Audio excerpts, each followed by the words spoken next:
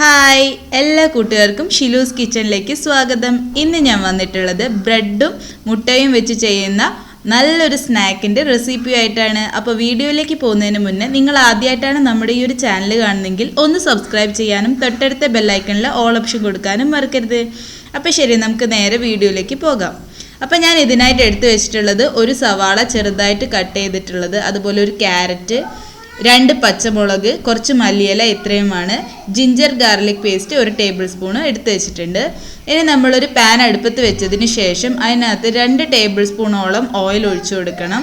ഞാനിപ്പോൾ ഇവിടെ ഒഴിച്ചു കൊടുത്തിട്ടുള്ളത് സൺഫ്ലവർ ഓയിലാണ്. നിങ്ങൾക്ക് വേണമെങ്കിൽ സൺഫ്ലവർ ഓയിലോ അല്ലെങ്കിൽ ബട്ടറോ ഗീയോ എന്ത് വേണമെങ്കിലും നിങ്ങൾക്ക് യൂസ് ചെയ്യാം.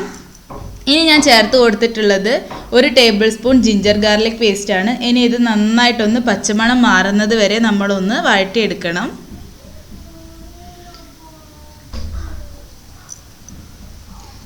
ഇപ്പം നമ്മുടെ ജിഞ്ചർ ഗാർലിക് പേസ്റ്റൊക്കെ നന്നായിട്ട് പച്ചമണം മാറി വന്നിട്ടുണ്ട്. ഇനി നമ്മൾ എടുത്തു വെച്ചിട്ടുള്ള സവാള, അതുപോലെ തന്നെ ക്യാരറ്റ്, പച്ചമുളക്, മല്ലിയില, ഇത്രയും ഞാൻ ചേർത്ത് കൊടുത്തിട്ടുണ്ട്.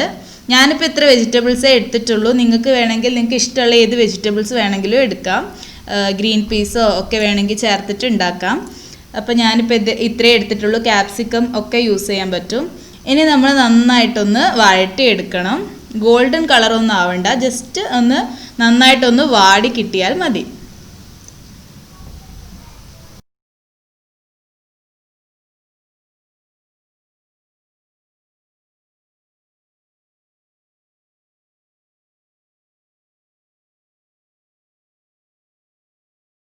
ഇനി ഞാൻ കുറച്ച് ബ്രെഡ് എടുത്ത് വെച്ചിട്ടുണ്ട്. ഒരു 4 സ്ലൈസ് ബ്രെഡാണ് എടുത്തിട്ടുള്ളത്. അത് ഇതുപോലെ നന്നായിട്ടൊന്ന് കൈ വെച്ചിട്ട് പൊടിച്ചെടുക്കണം.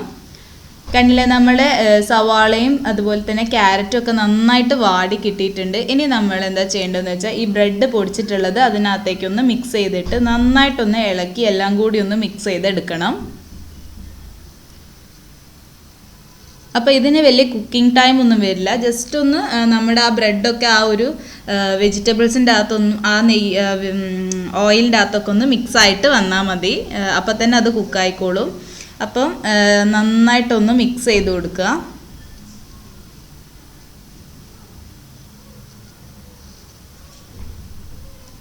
ഇത് കുട്ടികൾക്കൊക്കെ തയ്യാറാക്കി കൊടുക്കാൻ പറ്റുന്ന വളരെ ടേസ്റ്റി ആയിട്ടുള്ള, പെട്ടെന്ന് നമ്മളൊരു 2 മിനിറ്റിനുള്ളിൽ തയ്യാറാക്കാൻ പറ്റുന്ന ഒരു സ്നാക്കാണ്. ഇനി ഞാൻ എടുത്തിട്ടുള്ളത് 2 കോഴിമുട്ടയാണ്. 2 കോഴിമുട്ട നമ്മളിതാ ബ്രെഡൊക്കെ നന്നായിട്ട് സോഫ്റ്റ് ആയിട്ട് വന്നിട്ടുണ്ട്. അതിനകത്തേക്ക് നമ്മളിപ്പോൾ ഈ കോഴിമുട്ട ചേർത്ത് കൊടുക്കുകയാണ്. എന്നിട്ട് നമ്മൾ നന്നായിട്ടൊന്ന് എല്ലാം കൂടി ഒന്ന് മിക്സ് ചെയ്ത് യോജിപ്പിക്കണം.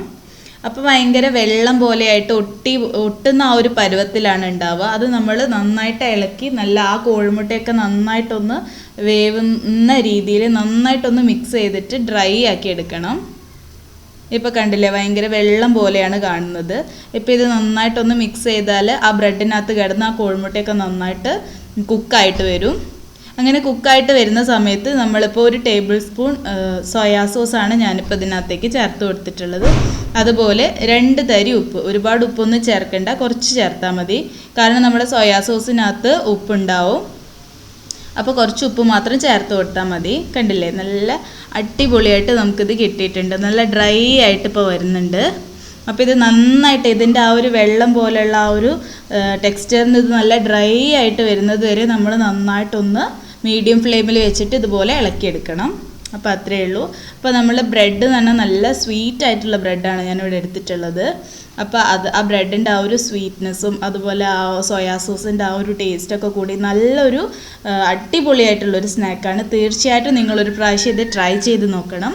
ട്രൈ ചെയ്താൽ മാത്രം പോരാ, ഞാൻ എപ്പോഴും പറയുന്നത് പോലെ നിങ്ങൾ ഫ്രണ്ട്സിനും റിലേറ്റീവ്സിനും ഒക്കെ നമ്മുടെ റെസിപ്പി ഷെയർ ചെയ്ത് കൊടുക്കാനും, റെസിപ്പി ഇഷ്ടമായിട്ടുണ്ടെങ്കിൽ ലൈക്ക് ചെയ്യാനും ആരും മറക്കരുത്.